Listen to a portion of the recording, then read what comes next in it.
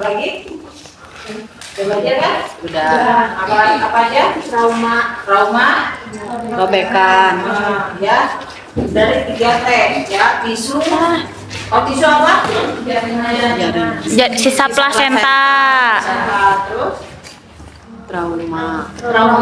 robekan, kemudian tonus kan itu karena kontraksi ya, salah satunya ini Atoneuteri. ya. Dan ini kita belajar perdarahan diakibatkan karena tonus, yaitu ketidakmampuan otot uterus untuk berkontraksi. Nah, ini banyak penyebabnya, bisa karena bayi besar, bisa karena berada moti, bisa karena ibunya anemia, bisa karena kelelahan di kala 2 yang lama, ya, atau hidramion. Jadi banyak faktor, ya, ya, atau karena retensio plasenta berakhir dengan atoneuteri. Ini untuk pendarahan atoneuteri terjadi di kala berapa? Jadi ini sudah proses persalinan ya. Ya.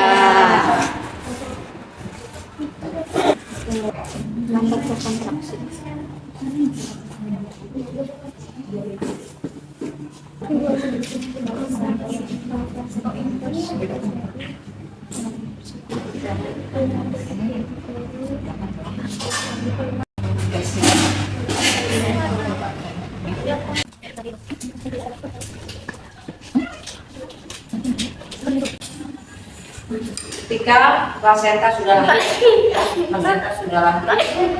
kita apa setelah plasenta lahir? Message. Ya, lakukan masase 15 detik. Ketika kita masase 15 detik, uterusnya tidak berkontraksi. Ya, kemudian pendarahan banyak. Apa yang kita lakukan? Cek kelembaban plasenta. Ya, pastikan plasentanya lengkap, ya. Lihat kepilodonnya ada yang tertinggal atau tidak, ya.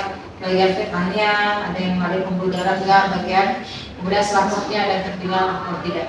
Kalau kita pastikan bahwa plasentanya sudah lengkap, ya, oke. Kita kemudian kontraksi, nggak baik, gitu ya. Jadi kita cari dulu penyebab perdarahannya apa, ya. Setelah itu kita yang pertama itu adalah kita bersihkan gumpalan-gumpalan darah. Kemudian cek dulu anatomi kosong atau tidak. Karena kontraksi penuh juga mempengaruhi terjadinya kontraksinya tidak bagus. Ya, cek kontraksi. Oke, kontraksinya bisa kepingnya kosong, penuh, kita lakukan sterilisasi.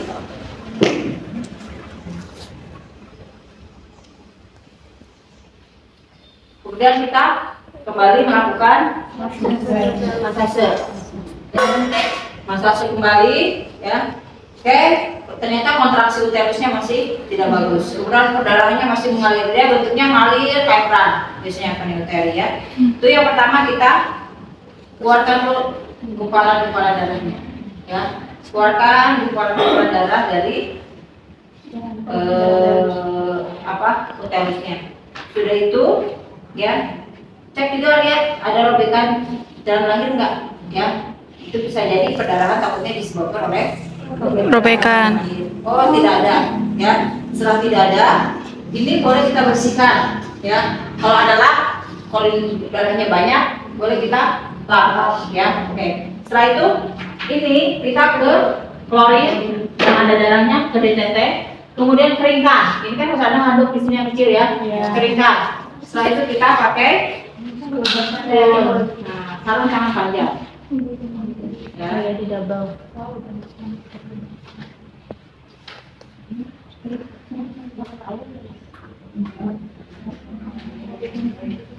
Jadi sarung tangan yang dalam yang pendek itu tidak kita buka. Ya, pertama karena ini kita pastikan bahwa penyebab perdarahannya dari robekan nggak ada, dari sisa plasenta nggak ada. Ini yang kita pastikan bahwa ini penyebabnya adalah atoneuteri, ya. Tadi sudah kita keluarkan stosel, kita pakai sarung tangan panjang. Pertama, masukkan tangan kita secara obstetrik, ya, masuk. Kemudian sudah di cornea posterior, ini, ya, mulut posterior, terakhir. ya. Kita masuk, kemudian tangan kita mengepal. ya. Anggap kalau di dalam ya. Ini uterusnya masuk ke dalam. Nah, udah mentok nih di sini, tangan kita berubah jadi mengepal. Nah, setelah itu ini tangan satu di luar ya, cari kudusnya. Ini setelah mengepal, kita dorong di posterior anterior, kita dorong. Ini kita dorong dari luar. Jadi fungsinya seperti ini, ngedep. Nah, fungsinya seperti ini, ngedep. Ini di luar, yang satu di luar, satu di dalam. Ya, jadi seperti ini. Ya, dorong. Ini di luar. Ini di luar. Ya.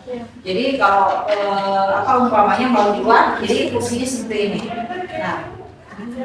Nah, lakukan KBI, kompresi di manual internal. Maksudnya internal itu adalah di dalam. Di dalam. Ya. Lakukan KBI selama 5 menit. Ya. Jadi harus ada asistennya. Ya, 5 menit. Pertama biasa ya, begitu ada kejadian di bawah daratan,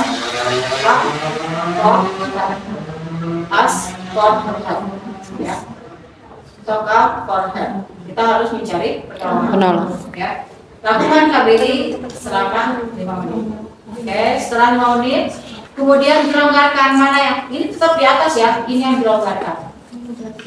Longgarkan, ya. Yang di depan ini lakukan cek lagi kontraksi, bagus atau tidak. Ya. Kalau kontraksinya bagus, keras, kita ulangi lagi KBI sebanyak 2 menit. Ya. Kalau kontraksinya bagus, lakukan kembali KBI selama 2 Menit. Setelah 2 menit, ya, baru kita keluarkan. Baru kita lanjutkan ke asuhan keempat. Apa ibunya dibersihkan, ya, dicek nadinya dan segala. Oke. Tetapi setelah tadi 5 menit, ya, ternyata setelah kita longgarkan cek kontraksinya belum bagus. Apa yang kita lakukan? Siapa yang KBR? Keluarga. Nah, keluarga atau siapa? Cari sini. Tolong lakukan KBE. Kita di tangan ketika KBE itu gimana? Boleh dari depan begini, tadinya, atau begini kanan kiri begini. Ya, tidak masalah. Yang penting fungsinya adalah dia untuk ngedep. Ya, dari depan begini, langsung disatukan. Boleh atau kanan kiri disatukan. Boleh. Ya. Nah, ketika asisten akan melakukan KBE, ya, tangan kita jangan keluar. Tetap di dalam. Kayak setelah bagus nih KBE-nya, baru kita tangan keluarkan, ya, keluarkan, baru ini masukkan ke oleh. Kemudian kita pasang infus. Pasang infus 2 jalur kanan kiri, ya, 2 jalur kanan kiri, ya. Jadi ini saya minta 2, harusnya 3, ini 1 lagi ini Pak saya, ya, kalau perdarahan. Pasang infus. Ya.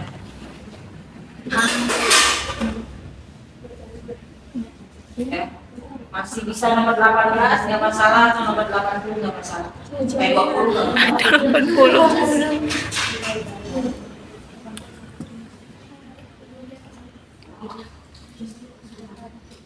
80.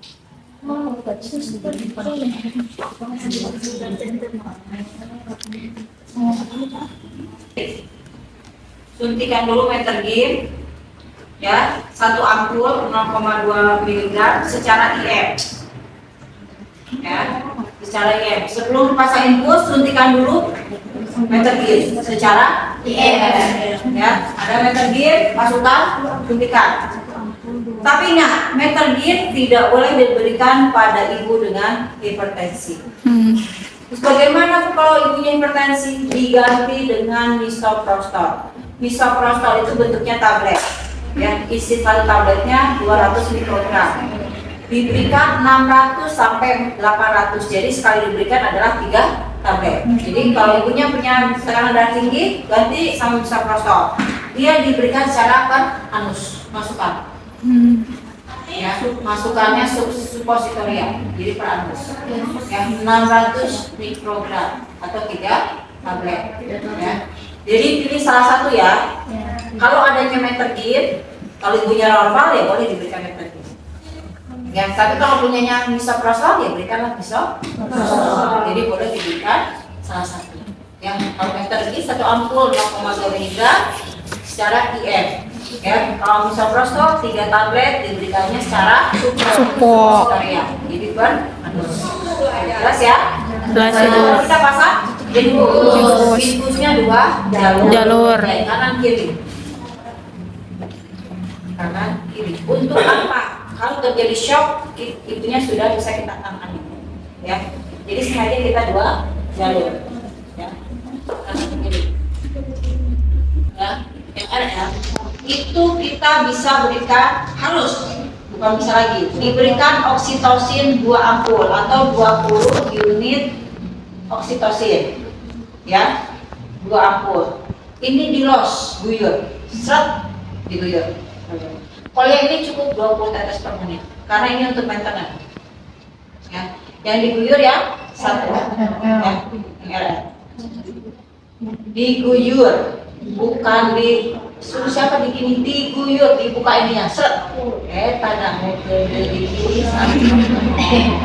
ada yang begininya seret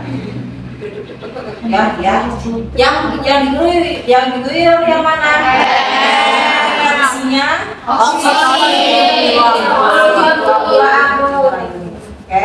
Kalau yang satu boleh LL lagi boleh NaCl cukup 20 TLS karena ini untuk maintenance. Kalau apa terjadi apa-apa ini atau nanti butuh untuk transfusi ini sudah ada jadi kanan kiri. Jadi nanti kalau terjadi apa-apa ini sudah bisa kita atasi ya. Ini satu jelas ya. Nah, setelah itu apa yang kita lakukan ya? Lakukan kita pakai sarung tangan panjang kembali. Sarung tangan panjang kembali kemudian kita kembali melakukan KBI ya. Ini jangan dulu lepas sebelum tangan kita masuk dulu tangan kita masukkan secara klik. Setelah kita ngepal kemudian melakukan KBI betul baru yang KBI lepas. Jadi selama ini fungsinya KBI itu biar kita melakukan ini tetap ada ngedep nggak perdarahan. KBE ya. Fungsinya KBE ya. Jadi KBE itu tetap kita melakukan ini itu kenapa harus di KBE? Entah kita melakukan ini atau di KBE. Ya iya perdarahannya tetap jadi shock. Jadi fungsinya KBE itu adalah ketika kita melakukan tindakan ini ada yang ngedep itu loh fungsinya ya. Kita melakukan tindakan yang lain. Oke. Ya, tadi ya kita lakukan kembali KBE yang kedua. Tadi ya kita sudah masuk, sudah oke, baru yang melakukan KBE lepas ya. Nah, kita kembali melakukan KBE selama 5 menit. Ya, lakukan lagi KBE 5 menit. Setelah melakukan KBE 5 menit, longgarkan kembali. Ya, longgarkan kembali. Kemudian cek kontraksi. Kalau kontraksinya bagus, lakukan kembali KBI 2 menit. Ya.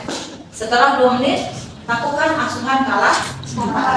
Kemudian kita nih di sini ternyata setelah 5 menit, oh kontraksinya masih tetap jelek. Jadi ngapain kita? Ibu harus kita rujuk atau kita harus melakukan penanganan yang lain. Ya. Nah kita mau merujuk nih. Ya. Kalau dulu kita merujuk dilakukan adalah AA. Ya, AA itu apa? Kompresi aorta. Caranya bagaimana? Ya, caranya kita satu tangan itu di vena femoralis, satu tangan itu di perut bagian di pusat sebelah kanan. Ya, kemudian tonjol, kemudian tekan. Tekan sampai kapan tekannya? Sampai si vena femoralisnya tidak berdenyut. Artinya ketika vena femoralis tidak berdenyut, kita sudah ngedep aortanya dengan benar.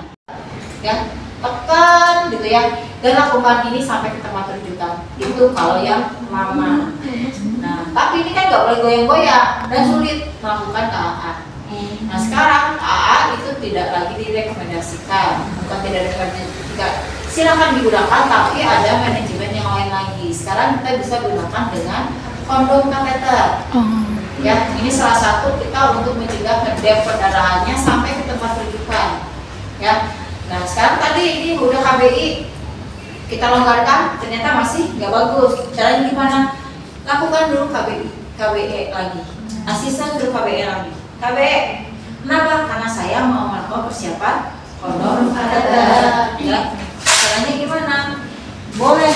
Yang ini bukan kondom ini. Kalau kondom ini adalah untuk penis, kalau misalnya dia susah kencing tapi biar nggak sakit nggak pakai selang, oke lah kondom kateter. Nanti siang dulu ini disambungkan ke apa? Mana itu teh? Bukan alatan apa teh? No, bagnya itu set, gitu. Jadi dia kayak kencing biasa, gitu ya. Masukin di sini, jadi dia nggak sakit, ya. Jadi nggak pakai ini. Ya, sebetulnya ada yang beli kondom kateter itu untuk khusus untuk yang perdarahan, ada, dia lebih cepat. Tapi kalau nggak ada, kita boleh pakai kondom biasa. Ya.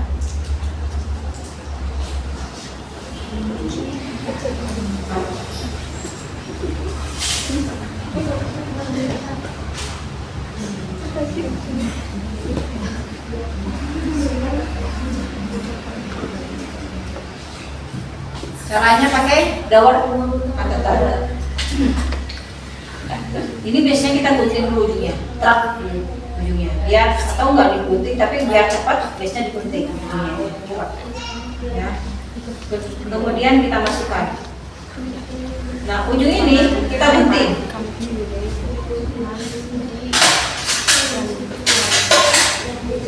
Ini digunting. Ya. Untuk apa ini? Ini untuk nanti jadi talinya.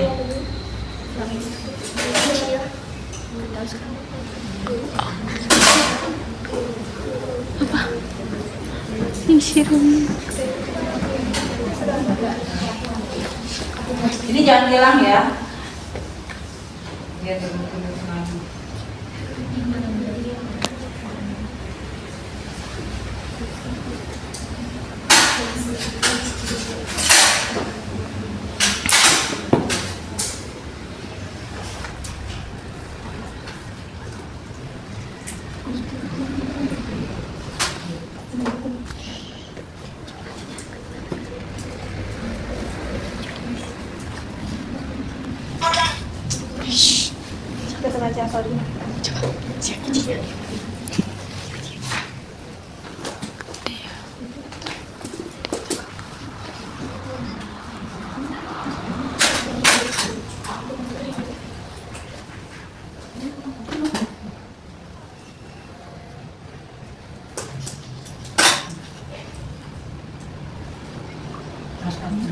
Ini masukkan.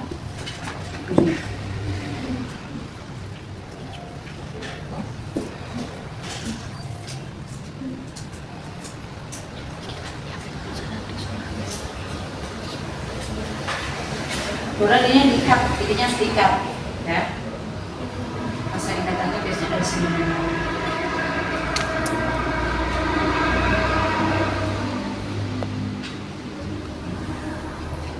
Ini harusnya pakai benang, tapi kalau pakai benang agak susah, makanya kita pakai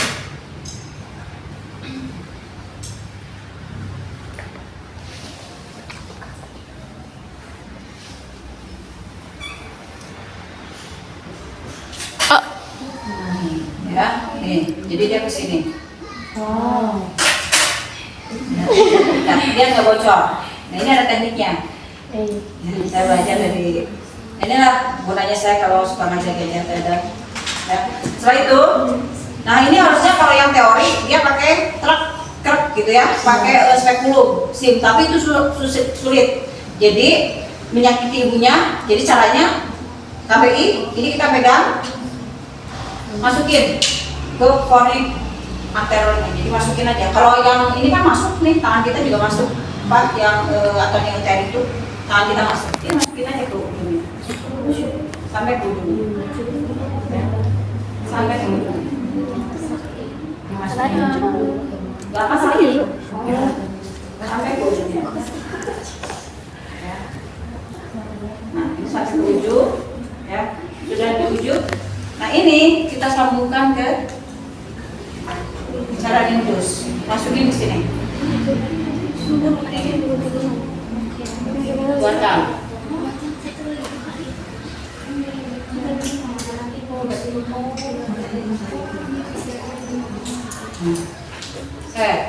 Masukkan. Makanya kan ini harus 3.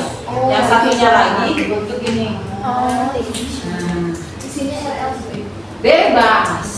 Yang penting dia cairan, dia untuk memenuhi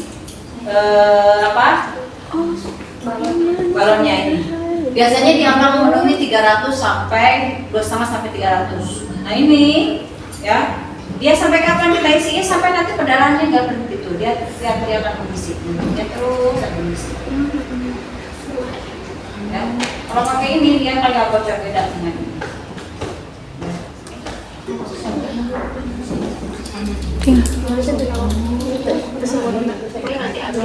Dia akan ngedep, jadi dia tuh si kondomnya ini kan harus ya apa?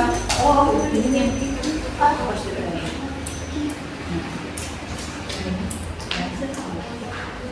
ya, ini akan memenuhi, jadi ngedep di rongganya ya. Nah ini boleh diikat pakai tali biar nggak copot.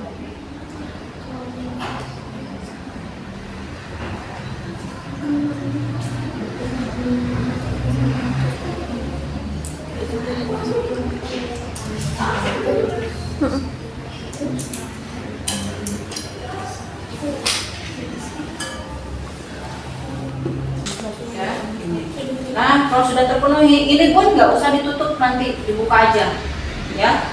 Nanti kan ini di dalam sini nih, ya, di dalam sini.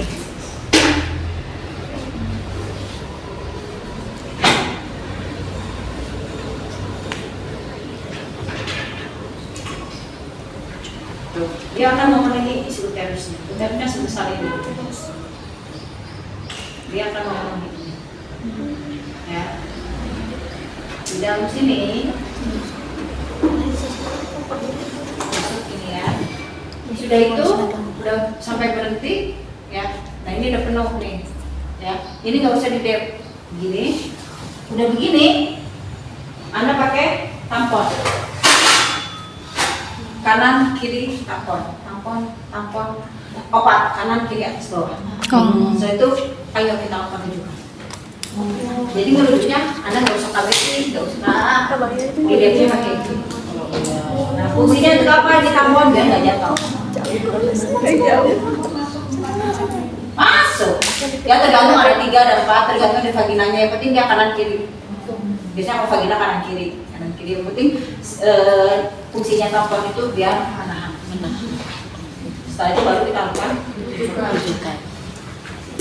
Ya, jadi fungsinya kondom kateter itu agar membantu kita sampai ke tempat rujukan. Ya, jadi ini kan rongga, nanti dia kondom kateter. Ini penuh. Dari ini udah jadi. Tuh, penuh kayak ini. Ya, tidak. Dan ini tidak menyerang. Boleh ini dipegang. Sampai dalam. Jadi nggak perdarahan. Iya.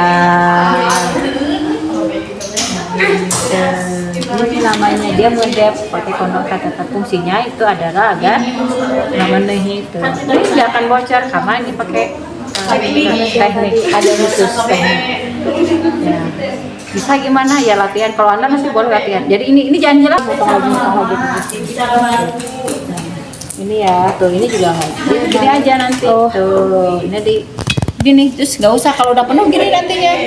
Tuh penuh, terus aja nggak apa-apa. Nanti kalau penuh lagi dia balik lagi ke atas. Tuh kan sampai 500 dia penuh. Wah, ini bisa. Habis kan? Nanti kok habis memang sama gurita ini. Ya, seru ya nih. Iya lucu. Pegang. Nyai. Itu dia memenuhi. Ya. itu habis dia. Jadi dia walaupun 500 dia bisa 500. Pernah diajarin juga di PMI. Iya, di PMI ya digunakan.